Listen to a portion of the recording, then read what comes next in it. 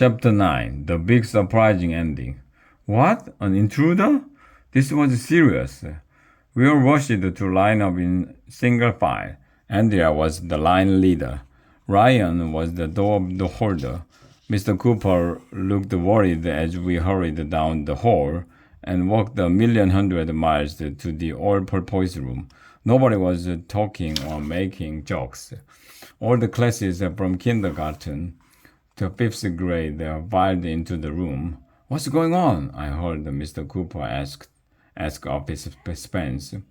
I was watching the security cameras, replied Office Spence, and I spotted a suspicious-looking person wearing a mask lurking around the playground. While we took our seats, Officer Spence went over and locked the doors of the all-purpose room. Then he locked the windows and closed the shades. Finally, he turned off the lights. It was completely dark in the all-purpose room. I couldn't see my own hand in front of my face. Okay, everyone stay low and stay quiet, said Officer Spence. Stay away from windows and doors. Teachers, please silence your cell phones. I'm scared, whimpered Emily. But once in her life, Emily had a good reason to be scared. We are all scared. Everything is going to be all right, said Officer Spence. Stay calm. I will protect you.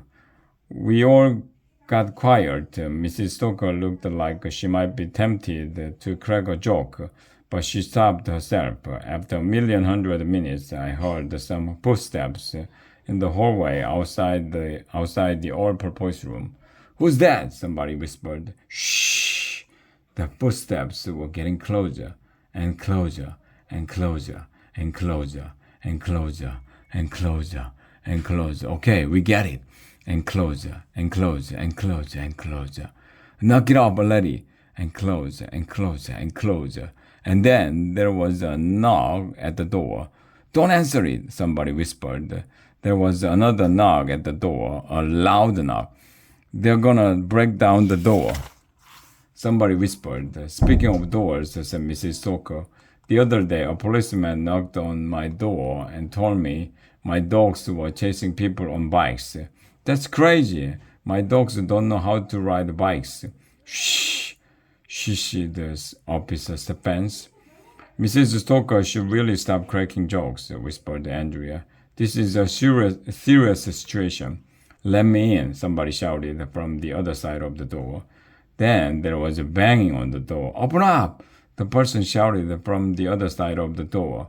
Mrs. Stoker looked like she was going to crack another joke, but Officer Spence put one finger in front of his lips.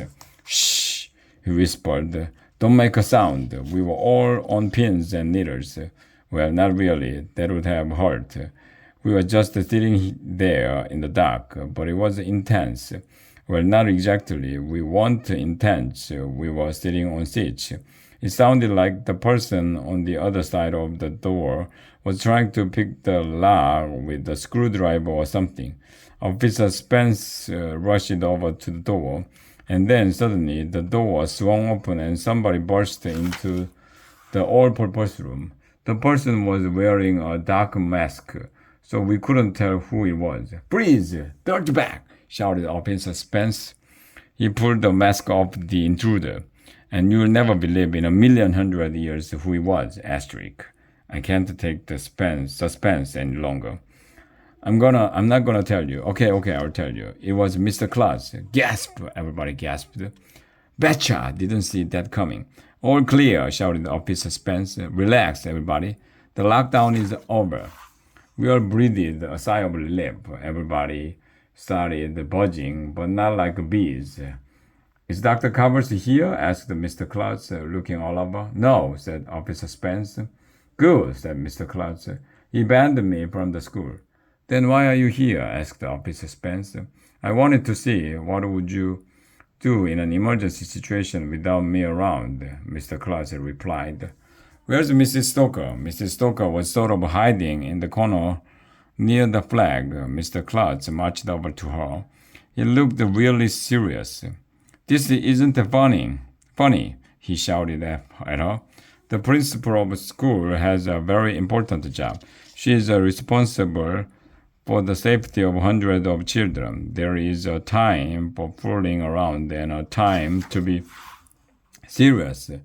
You need to act like a principal. Wow, that's mom upside down. I'd never heard a grown up get yelled at before.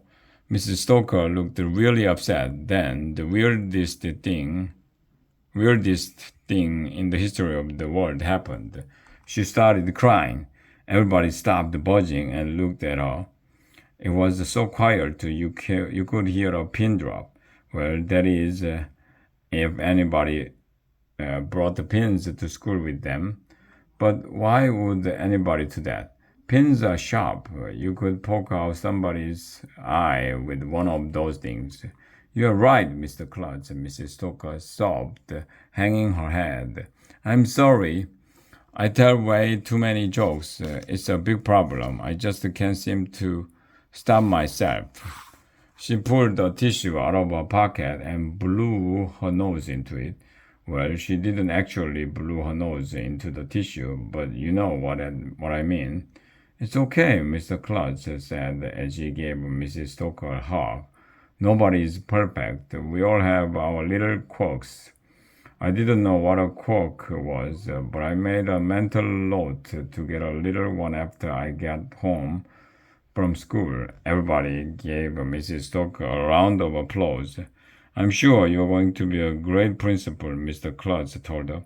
I'll try to be better in the future, she replied. And speaking of the future, do you know why the astronauts of the future will be cooking hamburgers on asteroids?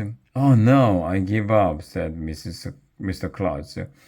Why will the astronauts of the future be cooking hamburgers on asteroids? To make them a little meteor, Mrs. Stoker replied. Get it? Meteor. Meteor. Ha ha ha. Too soon. It's okay. I got a million of them kids. Are you with me? I know you're out there. I can hear you breathing. That's pretty much what happened at school. I got to see it with my own eyes. Well, it'll be pretty hard to see something with somebody else's eyes. Maybe Mrs. Stoker will stop cracking bad jokes all the time. Maybe Mr. Klutz will take a helicopter to do his grocery shopping. Maybe Mr. Cooper will buy a new box of straws. Maybe Mrs. Jeffy will count the spoons in the lunchroom. Maybe Dr. Covers will go jump in a lake. Maybe Andrea's clock dancing lesson will be cancelled. Maybe they will put babies in the army. Maybe we will get the glue out of our pants. Maybe alien zombies will attack the school. Maybe the astronauts of the future will cook hamburgers on asteroids. But it won't be easy.